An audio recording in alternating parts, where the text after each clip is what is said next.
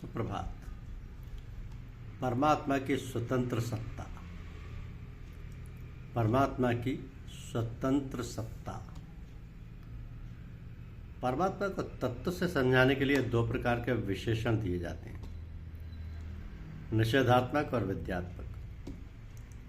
तो परमात्मा के अक्षर, अनिर्देश्य, अव्यक्त, अचिंत्य, अचल, अव्यय, असीम, अपार, अविनाशी आदि विशेषण निषेधात्मक हैं और सर्वव्यापी, कूटस्थ, ध्रुव, सत्य, चित्त, आनंद आदि विशेषण विद्यात्मक है।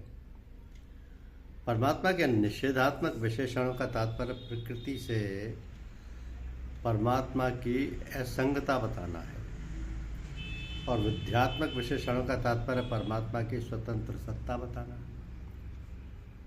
परमात्मा तत्व सांसारिक प्रवृत्ति और निवृत्ति दोनों से परे और दोनों को समान रूप से प्रकाशित करने वाला है। ऐसे निरपेक्ष परमात्म तत्व का लक्ष्य कराने के लिए बुद्धि को परमात्मा के नज़दीक पहुंचाने के लिए ही भिन्न भिन्न विशेषणों से परमात्मा का वर्णन किया जाता है। तो गीता में परमात्मा और जीवात्मा के स्वरूप का वर्णन प्राय समान ही मिलता है। परमात्मा के लिए यहाँ जो विशेषण दिए गए हैं वही विशेषण गीता में जीवात्मा के लिए भी दिए गए हैं। जैसे दूसरे अध्याय के 24वें 25वें श्लोकों में कहा गया है कि सर्वगत, अचल, अव्यक्त, अचिंत्य आदि, और 16वें में कहा गया कूटस्थ एवं अक्षर विशेषण जीवात्मा के लिए ही आए। इसी प्रकार संसार में व्यापक रूप से भी परमात्मा और जीवात्मा को समान बताया गया है। जैसे येन सर्वमिदं ततम पदों से 9वें अध्याय के 4 श्लोक में कहा है कि मया ततमिदं सर्वम। इन पदों से परमात्मा को संपूर्ण जगत में व्याप्त बताया गया है। इसी प्रकार येन सर्वमिदं ततम पदों से जीवात्मा को भी संपूर्ण जगत में व्याप्त बताया गया है।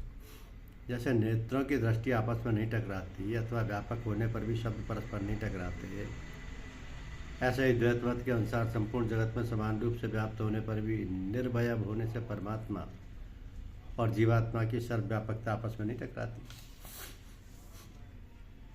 तो कर्मयोग के साधन में आसक्ति, ममता, कामना और स्वार्थ के त्याग की मुख्यता है।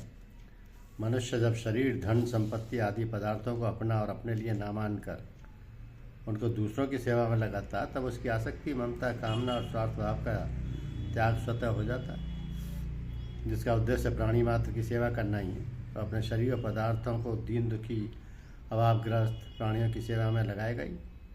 शरीर को दूसरों की सेवा में लगाने से अहंता और पदार्थों को दूसरों की सेवा में लगाने से ममता नष्ट होती है। तो साधक का पहले से ही वह लक्ष्य होता है कि जो पदार्थ सेवा में लग रहे हैं वे सेव्य के ही हैं। अतः कर्मयोग के साधन में संपूर्ण प्राणियों के हित में रत रहना अत्यंत आवश्यक है। इसलिए सर्वभूत हिते रता पद का प्रयोग कर्मयोग का आचरण करने वाले के संबंध में करना ही अधिक युक्ति संगत है। परंतु भगवान ने इस पद का प्रयोग दोनों स्थानों पर ज्ञान योगियों के संबंध में किया। ऐसे यही सिद्ध होता है कि कर्मों से सर्वथा संबंध विच्छेद करने के लिए कर्मयोग की प्रणाली को अपनाने की आवश्यकता ज्ञान योग में भी है। धन्यवाद।